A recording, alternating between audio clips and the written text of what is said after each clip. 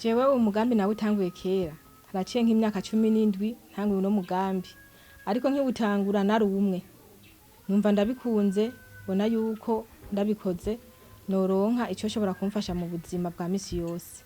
Twege ubu dukorana n'aba mama 8 n'abahungu 2 kugira ngo dutorane. Nararavye ndavuga nti hari haba mama bigorewe abakobwa bavyari iwabo bari mwibarabara badafise ikibafasha reka nkorere kuri abo mbanze ndabigishe. Nk'ubu urabona ko hari umuntu afise umwana wa Nyamwema, umwana wa Nyamwema murazi ko ataja kuzuba, mbona biramugoye gose nje ndamubwira nti ngo ndakwereke ndakwigishe gufuma hanyuma uje mwishira hamwe uronke amavuta uzozuragurira uwo mwana. Baranyumvira baraza ndabigisha barabimenya none aha naho ntaba ndahari basigara ku kivi.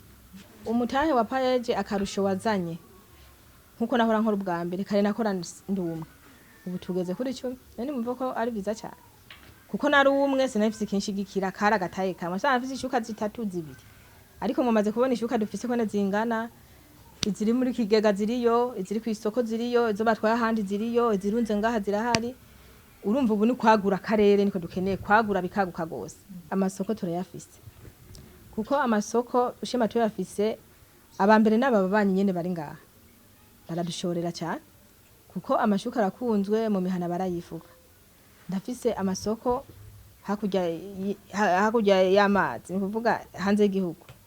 Muri Kenya ndafise isoko kuva mvire muri foire amanimero barasigaranye n'inkubu barantelefona nkaguma ndiko ndabarungikira amashuka.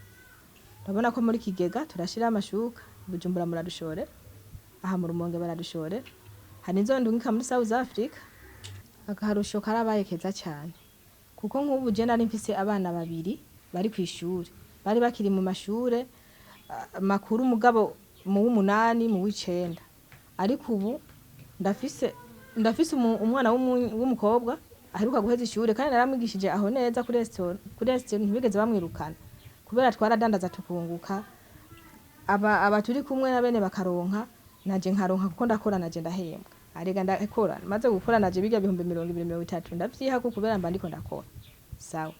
Hanyuma ubu nari nzi ko umwana avuye kwishura azocaguma ngaha ubu ari kuri kaminuza ni kubera paeje n'uwundi arahejeje agomba caja kuri kaminuza ni kubera paeje. Ni kuvuga iyo umuntu ari mwishira hamwe nkuku ntaba kirindira ngo umugabo ngo niyatangurira ngo igitenge wenye nashaka kucigurira kukubera abari karayaca yafashe mu maboko.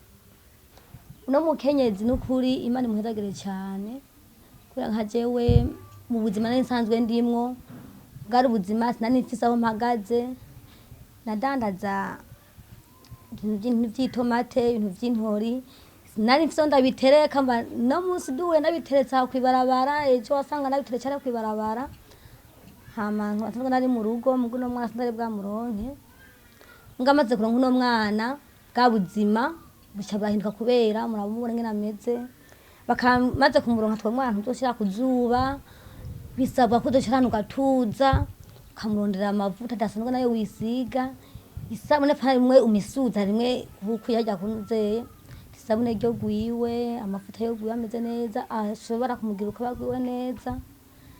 Ndiyumvira yuko bindengeye kuko ari mu muryango maze kumuronka bamwe ntibavyakiriye neza umufasha ntiyashoboye kuvyakira ngo abone yuko yo arusumana nk'abandi amukurikirane.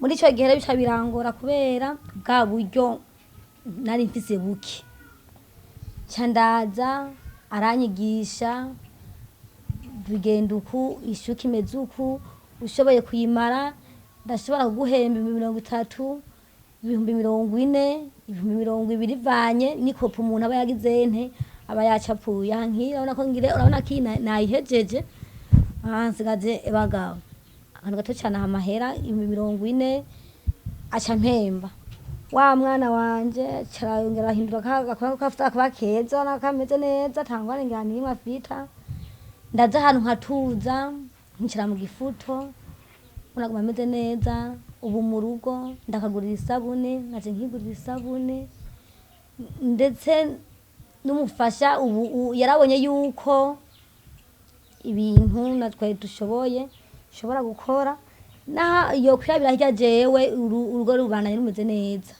maze kuba umunyeshure ca ndatwarinda, maze gutwarinda abavyeyi banje baca baranyanka kuko mama wanje ntawe mfise yarapfuye, mfise papa wanje wenyene.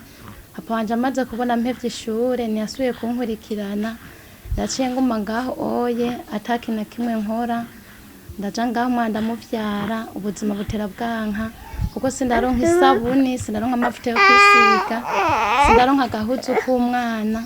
Umukobwa waranzana baranyigisha gufuma, ubu nanje ndazi gufuma, ndashobora gufuma mu ndwi ndashobora guheza ishuka nkaba ndaronse nk'ibihumbi 40, nkakoramwo agasabuni kiwanje n'ak'umwana, nkaronka amavuta yo kwisiga, nanje nkaronka kamwe kose mba nkeneye.